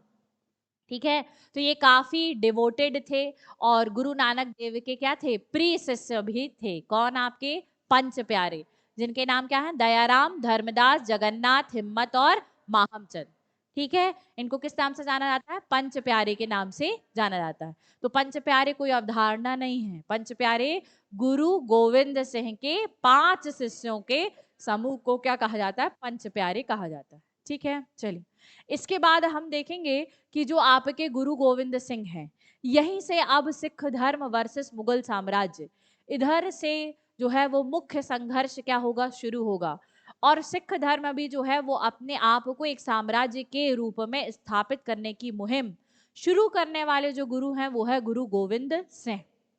ठीक है। तो गुरु गोविंद सिंह जो हैं, इनके संघर्ष जो है वो मुगल शासक औरंगजेब के साथ हुए। और औरंगजेब के विरुद्ध उन्होंने कितनी लड़ाइयां लड़ी, 13 लड़ाई। तो पूरी 13 लड़ाइयां तो याद नहीं रखनी है, कुछ प्रमुख प्रमुख लड़ाइयां आपको याद रखनी है। आपको बता दूं कि गुरु गोविंद सिंह के 4 पुत्र थे, जिनमें 2 पुत्रों को मुगल शासकों ने जिंदा दीवार में चिनवा दिया था और 2 पुत्रों की क्या कर दी थी, युद्ध के दौरान हत्या कर दी थी। तो गुरु गोविंद सिंह जी जो हैं सिख साम्राज्य की स्थापना के दौरान और सिखों की रक्षा के दौरान अपने 4 की 4 पुत्रों को क्या कर दिए, न्यौछावर कर दिए। ऐसा कोई महान गुरु ही कर पाया कि अपने पुत्रों की जान की भी परवाह नहीं कर पाया। तो वही जो युद्ध हैं जिनमें इनके पुत्रों की जान गई या इनके पुत्रों को दीवार में जिंदा चिनवा दिया गया, वही 1-2 युद्ध जो है वो आप लोग को ध्यान रखने हैं। जनरली बहुत कम युद्ध जो है वो यहाँ वाले से आते हैं, क्योंकि 13 लड़ाइयां हैं, है ना। ठीक है। तो औरंगजेब के साथ कितनी लड़ाइयां लड़ी हैं, 13, जिनमें से ज्यादातर विजय किसकी हुई है, सिख धर्म की हुई। ठीक है, यानी गुरु गोविंद सिंह की हुई। ठीक है। जिसमें एक प्रमुख युद्ध है आपका नादौन का युद्ध। कौन सा युद्ध है, ठीक है। ये युद्ध जो है वो पंजाब के नादौन नामक स्थान पर हुआ था। किसके विरुद्ध हुआ, मुगलों के विरुद्ध हुआ। ठीक है। और इसका नेतृत्व जो है वो गुरु गोविंद सिंह की तरफ से एक शासक, जो पहाड़ी क्षेत्र का शासक था, जिसका नाम था भीमचंद्र, इसने किया था। तो भीमचंद्र वर्सेस किसके बीच में होगा युद्ध, मुगलों के बीच में होगा। किसके बीच में होगा, मुगलों के बीच में। तो जीता कौन, भीमचंद्र। मुगल क्या हुए, पराजित हुए। और आप देखेंगे कि किसके पक्ष में गया नादौन का युद्ध, गुरु गोविंद सिंह के। ठीक है। फिर इसके बाद आप देखेंगे दूसरा युद्ध जो है वो आपका आनंदपुर में हुआ। लेकिन आनंदपुर वाले क्षेत्र में ये पहला युद्ध था, तो इसे आनंदपुर का प्रथम युद्ध कहा जाता है। कब हुआ था, 1701 में। किसके किसके बीच में हुआ, गुरु गोविंद सिंह और औरंगजेब के बीच में। तो आप देखेंगे कि गुरु गोविंद सिंह इस युद्ध में क्या हुए हैं, विजयी। क्या हुए हैं, विजयी हुए हैं। और औरंगजेब इसमें क्या हुआ है, हार गया है। तो दूसरी सफलता किस युद्ध में मिली, आनंदपुर के प्रथम युद्ध में मिली। ठीक है। तो नादौन का युद्ध जीता और उसके बाद आनंदपुर का प्रथम युद्ध जीता। ठीक है। फिर तीसरा युद्ध जो है वो है आनंदपुर का द्वितीय युद्ध। कब हुआ, 1704 में। ठीक है। इस युद्ध में नेतृत्व कौन ने किया, आपके गुरु गोविंद सिंह ने। और उनके 2 पुत्र गए थे, कौन कौन, जोरावर और फतेह। कौन गए थे आपके, जोरावर और फतेह। ये युद्ध जो है वो सरहिंद नामक क्षेत्र में हुआ था, जहां पर मुगलों की सेना का नेतृत्व वजीर खां कर रहा था। कौन कर रहा था, वजीर खां। तो वहां पर मुगल सूबेदार सरहिंद का कौन था, वजीर खां। जब युद्ध हुआ तो गुरु गोविंद सिंह जो है वो अपने आप को पराजित देखकर वहां से भाग निकले। लेकिन इस वजीर खां ने उनके दोनों पुत्र जोरावर और फतेह सिंह को बंदी बना लिया और उसके बाद उन्हें नहीं छोड़ा और जिंदा दीवार में चिनवा दिया। किसने, आपके वजीर खान है। तो इस युद्ध में, कौन से युद्ध में, आनंदपुर के दूसरे युद्ध में किसकी पराजय हुई, गुरु गोविंद सिंह की पराजय हुई। और उन्होंने अपने 2 बेटों को क्या कर दिया, खो दिया। किसको किसको खो दिया, जोरावर सिंह को और फतेह सिंह को। ठीक है, क्लियर। तो इनके 2 बेटे इस युद्ध में मारे गए। तीसरा युद्ध जो है वो है आपका चकमौर का युद्ध। कौन सा युद्ध है, चकमौर। कब हुआ, 1705 में। इसमें इनके दो पुत्र अजीत सिंह और क्या बचे अब जुझारू, ठीक है। तो अजीत सिंह और जुझारू जो हैं वो आपके इन्होंने भाग लिया था। तो गुरु गोविंद सिंह जो हैं, ठीक है, उनके साथ युद्ध हुआ, किसका, मुगलों के साथ। और गुरु गोविंद सिंह जो है वो आपके यहाँ से भी भाग गए, लेकिन उनके दोनों पुत्र जो थे वो कौन हो गए आपके, जुझारू और अजीत सिंह। इन दोनों की क्या हो गई, मृत्यु हो गई। किस युद्ध के दौरान उनके दो पुत्र मारे गए, चकमौर के। तो आनंदपुर के द्वितीय युद्ध में दो पुत्र मारे गए और चकमौर के युद्ध में उनके दो पुत्र मारे गए। तो गुरु गोविंद सिंह ने इस प्रकार से अपने चार के चार पुत्रों को क्या कर दिया, खो दिया। ठीक है, क्लियर। किसके खिलाफ खो दिया आपने, मुगलों के खिलाफ, ठीक है। फिर इसके बाद नेक्स्ट युद्ध जो है वो है आपके खिदराना का युद्ध। कौन सा युद्ध है, खिदराना का युद्ध। तो 1705 ईस्वी में मुगल सेना और गुरु गोविंद सिंह के बीच में क्या हुआ, युद्ध हुआ। इस युद्ध को किसके नाम से जाना जाता है, खिदराना के युद्ध के नाम से जाना जाता है। इस युद्ध में जो है वो कौन पराजित हुए, मुगल, यानी गुरु गोविंद सिंह इसमें क्या हुए, जीते। ठीक है, इसमें गुरु गोविंद सिंह क्या हुए, आपके जीते। अच्छा, एक और बात कि गुरु गोविंद सिंह जो है वो खिदराना के युद्ध के बाद फिर इन्होंने युद्ध नहीं किया। और 1708 में, कब, 1708 में औरंगजेब के एक मुस्लिम कमांडर जिसका नाम था वजीर खान, इसने गुरु गोविंद सिंह की हत्या करवा दी। ठीक है, तो फिर गुरु गोविंद सिंह की क्या हो गई, मृत्यु। अब जब गुरु गोविंद सिंह की मृत्यु हो जाएगी तो पूरा की पूरा सिख समुदाय जो है वो नेतृत्व विहीन हो जाएगा। क्यों, क्योंकि अब तो अगला कोई गुरु बनना नहीं है। अगला गुरु तो क्या है, एक धर्म ग्रंथ है और उसका नाम क्या है, गुरु ग्रंथ साहिब। तो अब कोई अगला गुरु बनना नहीं है। तो हम यहाँ पर देखेंगे कि यहाँ जो आपके नेतृत्व विहीन हो गया, तो गुरु गोविंद सिंह का एक शिष्य है जिसका नाम है बंदा बहादुर। क्या नाम है आपका, बंदा बहादुर। इसने सिख समुदाय को संगठित करने का प्रयास किया और यहीं से आपने देखा कि गुरु गोविंद सिंह के समय से ही सिख साम्राज्य की स्थापना हुई। सिख साम्राज्य का राजनीतिकरण होने लगा। सिख साम्राज्य अपने राज्य विस्तार में ध्यान देने लगा, युद्ध करने लगा, संधि करने लगा, ये सारी चीजें होने लगी। इसी ही साम्राज्य की स्थापना के नाम से जाना जाता है, जिसमें मुख्य योगदान शुरू करेगा कौन, आपका गुरु गोविंद सिंह। और उसके बाद किसने किया, बंदा बहादुर ने। तो बंदा बहादुर कौन है, बंदा बहादुर गुरु गोविंद सिंह के क्या है, शिष्य। तो गुरु गोविंद सिंह के पश्चात उनके शिष्य कौन है आपके, बंदा बहादुर। इन्होंने सिख समुदाय को क्या किया है, संगठित किया। और आप देखेंगे कि इन्होंने मुगल साम्राज्य के शासक बहादुर शाह प्रथम के खिलाफ क्या किया, विद्रोह किया। ठीक है, अब यहाँ पर आपके 1708 में किसकी मृत्यु हुई, गुरु गोविंद सिंह की। और उसके बाद सत्ता को कौन संभालने लगे, बंदा बहादुर। ठीक है, सिखों को संगठित करने का काम कौन करने लगे, बंदा बहादुर। तो बंदा बहादुर जो है वो अपने साम्राज्य विस्तार करने में लगा हुआ था। इसने मुगल के अधिपत्य वाले कई परगने जीत लिए। क्या किए, कई जगह युद्ध किए और कई परगनों को इसने युद्ध के माध्यम से क्या कर लिया, जीत लिया। और इन परगनों में इसने अपने सिख साम्राज्य की क्या करी, स्थापना करी और साथ ही साथ सिखों के द्वारा चलाए जाने वाले सिक्के भी चलवा दिए। तो अब यहाँ पर बताइए कि ऐसा साम्राज्य विस्तार करने से क्या मुगल इसको छोड़ देंगे, नहीं। तो अब आगे जो कहानी है वो किसके बीच में होगी, बंदा बहादुर और मुगल संघर्ष के बीच में होगी। ठीक है, तो हम देखेंगे कि इस विद्रोह के अंतर्गत बंदा बहादुर ने मुगलों के कई क्षेत्रों को जीता। कब से, 1708 से। ठीक है, और 1713 ईस्वी में वहां पर मुगल साम्राज्य में शासक क्या होगा, बदलेगा। और शासक कौन बनेगा, फर्रुखशियर। ठीक है, ये फर्रुखशियर जो है इसने देखा कि ये बंदा बहादुर लगातार अपने सिख धर्म का राज्य विस्तार करते जा रहा है, हमारे मुगल अधिपत्य वाले कई परगनों को जीतकर अपने साम्राज्य में मिलाता जा रहा है। तो इसने फिर इसके खिलाफ क्या किया, कार्यवाही की। और फर्रुखशियर के आदेश के आधार पर बंदा बहादुर को क्या कर लिया गया, बंदी बना लिया। ठीक है, बंदी बनाया गया और 1716 में बंदा बहादुर की क्या कर दी गई, हत्या कर दी गई। ठीक है, तो 1716 में बंदा बहादुर की हत्या की गई। और मोदी जी प्रधानमंत्री कब बने,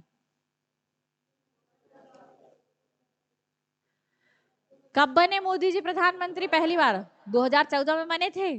तो 2016 में, कितने में, 2016 में कितने साल पूरे होंगे, 1716 से 2016 में कितने साल पूरे होंगे। ठीक है, तो 300 साल पूरे होने पर मोदी जी ने इनके लिए, किनके लिए, बंदा बहादुर के लिए कई सारी चीजें जारी की हैं। ठीक है, किनके लिए, बंदा बहादुर के लिए। तो उन चीजों को आप एक बार रिपीट कीजिएगा, ठीक है। केंद्र सरकार ने कई डाक टिकट और कई अन्य चीजें इनके नाम पर शुरू की है। किनके नाम पर? बंदा बहादुर, ठीक है। तो बंदा बहादुर के बलिदान को इतिहास में अवश्य और हमेशा याद रखा जाएगा, ऐसा स्टेटमेंट मोदी जी ने दिया था 2016 में, जब 300 साल पूरे हुए थे। तो ठीक है, तो 1716 में जो है वो बंदा बहादुर की क्या कर दी गई थी? हत्या कर दी गई थी। और जब बंदा बहादुर की हत्या हुई तो पुनः सिख साम्राज्य या सिख समुदाय फिर से नेतृत्व क्या हो गया? विहीन हो गया, ठीक है। कब से कब तक? आपके 1716 के बाद। लेकिन आपने देखा कि बंदा बहादुर जो है उसने 1708 से 1716 ईस्वी तक कब कितने साल संघर्ष किया? 8 साल संघर्ष किया, ठीक है। और उसके बाद जो है वो फिर से सिख संप्रदाय नेतृत्व विहीन हो गया। और आगे जब सिख संप्रदाय बंदा बहादुर के बाद दो समुदायों में क्या हो गया? बट गया, ठीक है। तो पहला समुदाय जो है वो आपका कहलाएगा बंदई। पहला जो ग्रुप है वो क्या कहलाएगा? बंदई। तो वो सिख कम्युनिटी के लोग जो कि आपके काफी लिबरल, यानी कैसे हैं? आपके उदारवादी हैं। तो उदारवादी जो सिख समुदाय है, उस समुदाय का को क्या कहा जाता है? बंदई कहा जाता है। और जो आपके कट्टर सिख संप्रदाय के लोग हैं उनको कहा जाता है तत खालसा। किसके नाम से जाना जाता है? तत खालसा। तो सिख समूह को दो भागों में बांट दिया गया। एक है बंदई जो कि उदारवादी सिख हैं, और तत खालसा जो है वो कैसे हैं? कट्टरवादी सिख हैं, ठीक है। तो तत खालसा जो है सिखों का यह समूह कैसा है? कट्टरवादी प्रकृति का, ठीक है। यानी सिख संप्रदाय जो है वो बेसिकली यहाँ पर क्या हो गया? वो दो ग्रुप्स में क्या हो गया है? बट गया है। अब यहाँ एक अलग विचारधारा वाले लोग हैं, कौन? आपके उदारवादी। और दूसरे कौन से हैं? आपके कट्टरवादी। तो अब इनको पुनः फिर मिलाया गया। उदारवादी और कट्टरवादी दोनों सिख समुदाय को संगठित करने का काम कालांतर में फिर एक व्यक्ति ने किया जिसका नाम है मनी सिंह। क्या नाम है? मनी सिंह। तो 1716 में किसकी हत्या कर दी गई थी? बंदा बहादुर की हत्या कर दी गई थी। 1716 के बाद 1721। तो 1716 से 1721 तक क्या रहा? दो भागों में बटा रहा, बंदई और तत खालसा। फिर इन दोनों समुदायों को एक करने का काम किसने किया? मनी सिंह ने किया, ठीक है। तो अब फिर से सिख समुदाय कैसा हो गया? सिंगल एंटिटी के रूप में हो गया, ठीक है। फिर आप देखेंगे कि इसके बाद जो है 1784, कब है? 1784। 1784 में एक और व्यक्ति आए सिख जिनका नाम है कपूर सिंह फैजलपुरिया। क्या नाम है आपका? कपूर सिंह फैजलपुरिया। इनके नेतृत्व में सिखों को फिर से क्या किया गया? पुनर्गठित किया गया। और इन्होंने जब सिखों को पुनर्गठित करने का काम किया तो इन्होंने सिख कम्युनिटी को अलग अलग क्षेत्र में, क्योंकि पंजाब, पाकिस्तान वाला पंजाब, भारत वाला पंजाब और अन्य क्षेत्र में रह रहे सिख समुदाय के लोग ये बहुत अधिक संख्या में हो गए थे। इनका राज्य विस्तार बहुत अधिक हो गया था। तो हम देखते हैं कि इनका बहुत बड़े क्षेत्र में राज्य विस्तार होने के कारण जो आपका केंद्र पर सिख समुदाय का प्रमुख होता है जो वो सीमित एरिया पर क्या रख सकता है? कंट्रोल रख सकता है। तो कपूर सिंह फैजलपुरिया का ये मत था कि अलग अलग क्षेत्र पर अलग अलग प्रमुख बना देना चाहिए। तो इन्होंने सिख धर्म को 12 समूहों में बांटा। किसमें बांटा? 12 समूहों में। और 12 समूह जो है वो संपूर्ण सिख साम्राज्य को 12 भाग में बांट दिया। और इन 12 समूहों को सिख संप्रदाय में मिसल के नाम से जाना जाता है। किसके नाम से जाना जाता है? मिशल। तो सिख संप्रदाय में कितने मिशल हैं आपके? 12 मिशल, ठीक है। प्रत्येक मिसल का एक प्रधान या मुखिया चुना जाता था। वह मुखिया जो है, जैसे आज अपन निर्वाचन पद्धति के माध्यम से चुनते हैं, वैसे ही निर्वाचन पद्धति के माध्यम से लोगों की इच्छा के अनुसार उस मुखिया को क्या किया जाता था? चुना जाता था, जो कि क्या कहलाता था? मिसल का प्रमुख कहलाता था। मिसल का क्या कहलाता था? प्रमुख कहलाता था। ये मिसल जो थी वो संप्रभु इकाइयां थी। और संप्रभुता का मतलब होता है कि ऐसी शक्ति जिसके अंतर्गत कोई समूह अपने आंतरिक निर्णय और बाह्य निर्णय को लेने में क्या होती है? स्वतंत्र होती है, ठीक है। तो उसको क्या बोलते हैं? संप्रभुता। तो ऐसा नहीं किया गया कि 12 की 12 मिसल जो है वो एक दूसरे से क्या है? लड़ाई झगड़े करके अलग हुई। नहीं नहीं, ऐसा नहीं है। वो संप्रभु है, अपने निर्णय लेने को और निर्णय लेने के बाद उन्हें लागू करने में भी क्या है? स्वतंत्र है, ठीक है। तो 12 मिसल थे, ये स्वतंत्र और संप्रभु इकाइयां थी। लेकिन आप देखें, जैसे मैंने बोला ये है पूरा सिख साम्राज्य, तो इसको ऐसे छोटे छोटे कितने भागों में बांट दिया गया, 12 भागों में बांट दिया गया। लेकिन इनकी एक केंद्रीय इकाई भी थी, क्या थी आपके, केंद्रीय इकाई। तो केंद्रीय इकाई जो है वो जो आदेश देगी वो इन सभी 12 मिसलों के प्रमुख को या नेतृत्वकर्ता को क्या करना पड़ेगा, लागू करना पड़ेगा। दूसरी बात कि यदि पंजाब क्षेत्र में या सिखों के आधिपत्य वाले क्षेत्र में किसी बाहरी शक्ति का क्या होता है, आक्रमण होता है या मुगलों के साथ कोई संघर्ष होता है, तो इस स्थिति पर, बाह्य आक्रमण की स्थिति में या मुगलों से संघर्ष की स्थिति पे, ये 12 की 12 मिसल, मान लो एक मिसल पर आक्रमण हुआ तो बाकी की 11 भी संगठित होकर उस मिसल के साथ खड़ी होती थी। ठीक है, तो एक पर किया गया आक्रमण सभी मिसल पर किया गया आक्रमण माना जाता था और इस प्रकार से एक साथ ये बाह्य आक्रमणों को क्या देती थी, जवाब देती थी। ठीक है, तो कितनी मिसल गठित की गई, आपके 12 मिसल। ठीक है, जिनमें सबसे शक्तिशाली मिसल जो थी वो थी आपके भंगी मिसल, और आपकी कौन सी मिसल थी, आपके सुकर चकिया मिसल भी थी। ठीक है, ये बात भी ध्यान रखिएगा। चलिए, अच्छा एक बात और कि ये जो कपूर सिंह फैजलपुरिया हैं, इन्होंने कई महत्वपूर्ण काम सिख समुदाय को संगठित करने के लिए किए। जैसे मैंने 12 मिसलों के गठन की बात की, इसके अलावा कुछ अन्य प्रमुख कार्य। तो कपूर सिंह फैजलपुरिया ने अब खालसा दल का गठन किया। किसका गठन किया, खालसा दल। खालसा पंथ अलग है और खालसा दल अलग।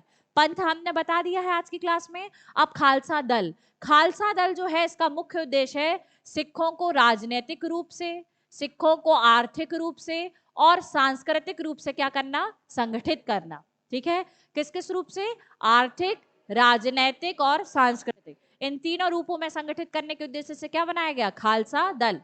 और इस खालसा दल को भी दो भागों में बांटा गया। एक दल कहलाएगा आपका बूढ़ा दल और दूसरा कहलाएगा तरुण दल। ठीक है, तो हम देखेंगे कि ये जो आपका दल है बूढ़ा दल, इसमें अनुभवी और पुराने सिपाहियों को रखा जाता था। फिर वही खालसा वाली अवधारणा कि सिखों को क्या बनाना है, लड़ाका, और क्या बनाना है, उनको सैन्य क्षमता से समृद्ध बनाना है। तो हम देखते हैं कि बूढ़ा दल जो है उसमें क्या है, आपके अनुभवी और पुराने सिपाही, और जो तरुण दल है उसमें कौन है, यंगस्टर्स, यानी आपके नए और नौजवान सिपाहियों को क्या किया गया, शामिल किया गया। ठीक है, अच्छा ये सब काम जो है वो कपूर सिंह फैजलपुरिया कब कर रहे हैं, 1780 के दशक में। और आप देख रहे हैं 1780 1790 का दशक जो है वो भारतीय राजनीति में केंद्रीय प्रशासन के क्षेत्र पे काफी अस्थिरता का दौर था। इस दौर पे आप देखेंगे कि ये जो आपका भारत है, इस भारत पर अफगानिस्तान वाले क्षेत्र से लगातार आक्रमण हो रहे थे। कहां से आक्रमण हो रहे थे, अफगानिस्तान वाले क्षेत्र से भारत में लगातार आक्रमण हो रहे थे। और केंद्रीय सत्ता दिल्ली में कौन बैठे थे, आपके मुगल। और ये मुगल कैसे हैं, अयोग्य, कमजोर और पुछल्ले मुगल हैं। तो हम देखते हैं कि अफगानिस्तान वाले क्षेत्र से जो आक्रमण हो रहा था वो अहमद शाह अब्दाली के नेतृत्व में हो रहा था। किसके नेतृत्व में, अहमद शाह अब्दाली। तो अहमद शाह अब्दाली ने लगातार भारत पर 8 बार आक्रमण किए और केंद्रीय मुगल सत्ता जो है वो इन आक्रमणों को आपके मीट आउट नहीं कर पाई, उनको असफल नहीं कर पाई। लगातार ये क्या होते गए, पराजित होते गए, जिसके कारण मुगलों की कमजोरी उजागर हो गई। किसकी उजागर हो गई, मुगलों की कमजोरी उजागर हुई। और आप देखेंगे कि अहमद शाह अब्दाली की भी 1773 में क्या हो जाती है, मृत्यु हो जाती है। ठीक है, तो जब उसकी भी मृत्यु हो गई और क्या हुआ, मुगल भी क्या हो गए, कमजोर हो गए। तो ये जो 12 मिसल है ना, इनको अपने साम्राज्य विस्तार का और अपने आप को संगठित करने का, अपने आप को मजबूत करने का क्या मिला, मौका मिला। तो ये जो 12 मिसल हैं, इन 12 मिसल ने अपने अपने क्षेत्र में सिख साम्राज्य के सुदृढ़ीकरण का कार्य करना क्या किया, प्रारंभ, क्योंकि अन्य कोई केंद्रीय शक्ति क्या पड़ी है, कमजोर पड़ी। ठीक है, तो सिख साम्राज्य इस स्थिति पर क्या हो जाएगा, आपका स्ट्रेथन या मजबूत हो जाएगा। ठीक है, तो हमने बताया कि खालसा दल को फिर कितने भागों में बांट दिया गया, 12 समूहों में। और वो 12 समूह को क्या कहा जाता था, मिसल कहा जाता था। मिसल का अर्थ है समान या बराबर। तो मैंने आपको बताया था ना कि प्रत्येक मिसल को समान अधिकारिता थी। प्रत्येक मिसल क्या होती थी, संप्रभु होती थी। उसका मुखिया कैसे चुना जाता था, निर्वाचन पद्धति के माध्यम से दिया जाता। प्रत्येक मिसल जो है वो अपने निर्णयों को और अपने लागू करने में, लेने में क्या थी, स्वतंत्र थी। तो आप देखेंगे कि इस मिसल का शाब्दिक अर्थ क्या है, समान या बराबर, जो कि क्या है, अरबी भाषा का एक शब्द है। तो हम देखते हैं कि ये मिसल कहां से कहां तक थी। तो उत्तर में जो आपके हिमालय पर्वतमाला है, वहां से लेकर आपके कहां तक, मुल्तान तक। कहां तक, आपके मुल्तान तक। और पूर्व में सहारनपुर यूपी से लेकर पश्चिम में कहां तक, अटक तक, यहाँ तक जो था वो पूरा पंजाब जो है और आपके अटक तक का क्षेत्र जो है वो सिख साम्राज्य के अंतर्गत आ गया था। और इस सिख साम्राज्य के क्षेत्र में जो है वो आपके कितनी मिसल काम कर रही थी, 12 मिसल। ठीक है, अब ये जो मिसल हैं ये प्रत्येक मिसल स्वतंत्र रूप से कार्य करती थी। ये संप्रभु संस्थाएं थी। इनमें जो मुखिया होता था या मिसल का प्रमुख होता था वो कैसे चुना जाता था, निर्वाचन पद्धति के द्वारा। सभी को समान अधिकार क्या होते थे, प्राप्त होते थे। प्रत्येक मिसल में किसका अधिकार था, समानता का अधिकार था। एक मिसल दूसरे मिसल के कार्यों में किसी भी प्रकार का हस्तक्षेप नहीं करती थी। ठीक है, तो आपके प्रत्येक मिसल एक दूसरे के कार्यों में हस्तक्षेप नहीं करती थी।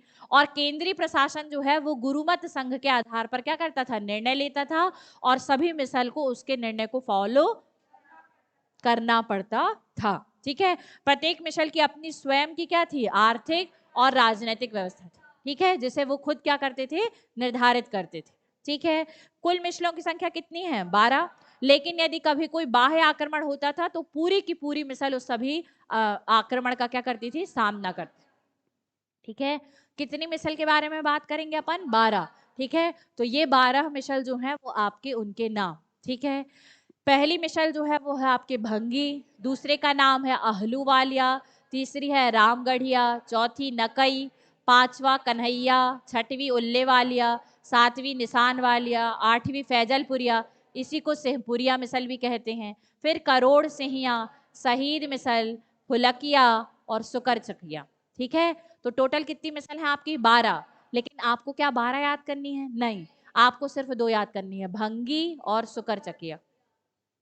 कौन सी याद रखनी है, भंगी और सुकर चकिया। ठीक है, इन 12 मिसलों में से धीरे धीरे धीरे धीरे सभी मिसल कमजोर हो गई और सिर्फ 2 ही मिसल सबसे शक्तिशाली बची, एक थी भंगी मिसल और दूसरी थी सुकर चकिया। अभी तक आपने देखा कि सिख धर्म का जहां उदय हुआ और सिख धर्म का जहां साम्राज्य विस्तार सबसे ज्यादा हुआ वो 2 क्षेत्र हैं, अमृतसर और लाहौर। क्या है आपके, अमृतसर और लाहौर। तो अमृतसर और लाहौर वाले क्षेत्र पर जो मिसल काम कर रही थी उस मिसल का नाम है भंगी मिसल। कौन सी मिसल है, भंगी मिसल। और अंत में आप देखेंगे कि ये जो सुकर चकिया मिसल है, कौन सी मिसल, सुकर चकिया मिसल, इसके शासक अच्छे निकले। इसके शासक क्या निकले या नेतृत्वकर्ता क्या निकले, अच्छे निकले। तो इस सुकर चकिया मिसल ने क्या कर दिया, भंगी मिसल के शासक या नेतृत्वकर्ता को अपने अधीन ले लिया। और फिर फाइनली आप देखेंगे कि धीरे धीरे इस सुकर चकिया मिसल के शासक ने ही इन बाकी की 11 मिसलों का भी एकीकरण अपने ही साम्राज्य क्षेत्र में कर दिया। तो जो खालसा दल के अंतर्गत 12 मिसल बनेंगी उनका पुनः एकीकरण किस मिसल के द्वारा कर दिया जाएगा, सुकर चकिया मिसल के द्वारा किया जाएगा। सबसे ज्यादा तकलीफ किस मिसल को शामिल करने में जाएगी, भंगी मिसल को, जिसको कौन करवाएंगे, राजा रणजीत सिंह। कौन कराएंगे, राजा रणजीत सिंह। ठीक है, क्लियर। तो हम यहाँ पर देखेंगे कि सबसे शक्तिशाली मिसल कौन कौन सी हैं, भिंगी मिसल और सुकर चकिया मिसल। ठीक है, पिछले बार के एमपीपीएससी में क्वेश्चन आया था ना कि रणजीत सिंह का संबंध किस मिसल से था। ठीक है, सुकर चकिया मिसल से था। ठीक है, तो ये याद रखिएगा। अब यहाँ पर आप देखेंगे कि उपरोक्त सभी मिसल आपस में सहयोग के साथ रहती थी और जब इन पर कोई आक्रमण होता था तो एक साथ जवाही कार्यवाही देती थी। ठीक है, भंगी मिसल का कार्य क्षेत्र कहाँ पर था आपके, अमृतसर और लाहौर वाले। ठीक है, तो कल आगे जो है वो हम राजा रणजीत सिंह के बारे में पढ़ेंगे और आगे सिख साम्राज्य की स्थापना आज हमने देखी है, इसको आगे कंटिन्यू करेंगे। ठीक है, चलिए तो आज की क्लास में इतना ही। Thank you.